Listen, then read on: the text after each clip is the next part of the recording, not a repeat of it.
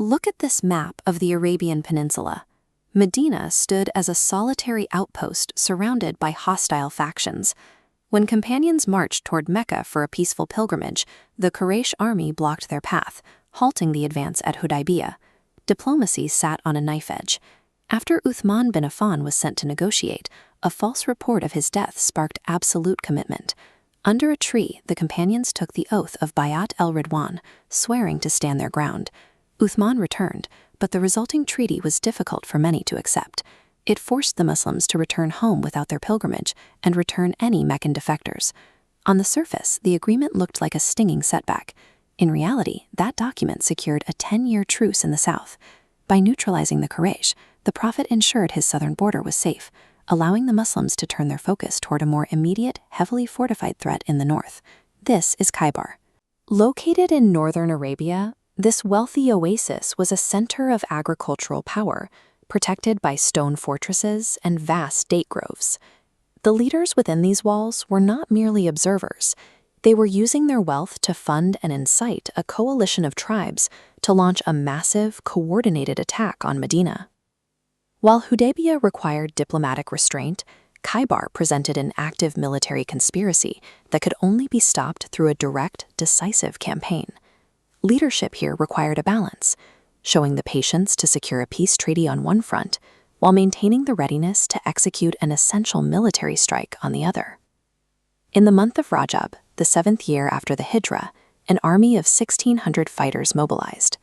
Moving a force of this scale across the desert required a level of logistical coordination rarely seen in the region. To maintain total secrecy, the army marched exclusively under the cover of night. This discipline allowed them to bypass enemy scouts and hide the true scale of their numbers. They reached the outskirts of the fortresses while the city was still asleep. The Prophet gave the order for the entire force to wait in absolute silence, positioned just beyond the gates, until the sun rose. By combining rapid logistical movement with a command of total silence, the army placed themselves at the valley's edge completely undetected, ready to strike before a defense could even be organized. As the workers of Khaybar emerged at dawn to tend their fields, they found a massive army already at their gates. They scrambled back inside as the Prophet declared, "Allahu Akbar, Khaybar is destroyed." This diagram shows the true scale of the challenge. Khaybar was a network of independent nodes, each one a heavily fortified position. The campaign became a sequential siege, requiring the army to systematically breach each stronghold in turn. The fighting grew grueling. One by one, the outer forts fell, until only the strongest redoubt remained, a massive fortress that successfully resisted every initial attempt to break its gates. To end the stalemate, the Prophet called for a change in leadership. He handed the banner to Ali bin Abi Talib, assigning him the task of breaking the final line of defense. Ali led the charge under heavy fire. Historical accounts describe him losing his shield and using a heavy door to protect his advance, driving forward until the main gates were finally breached. Logistics and tactical planning brought the army to the valley, but the final breakthrough was achieved through individual courage and physical resolve. In the aftermath of the victory, the Prophet chose a path of agricultural cooperation over displacement. He enacted a treaty allowing the locals to remain on their land and farm it, sharing half the yield with the state. This integration was reinforced through his marriage to Safiya bin Huyay, the daughter of a local chief. The union served as a visible gesture of political reconciliation, turning a former enemy into a protected member of the community. The day became a dual celebration.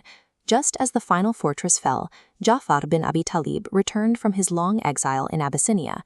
The Prophet remarked that he could not decide which gave him more joy, the victory at Khaybar or the return of his cousin.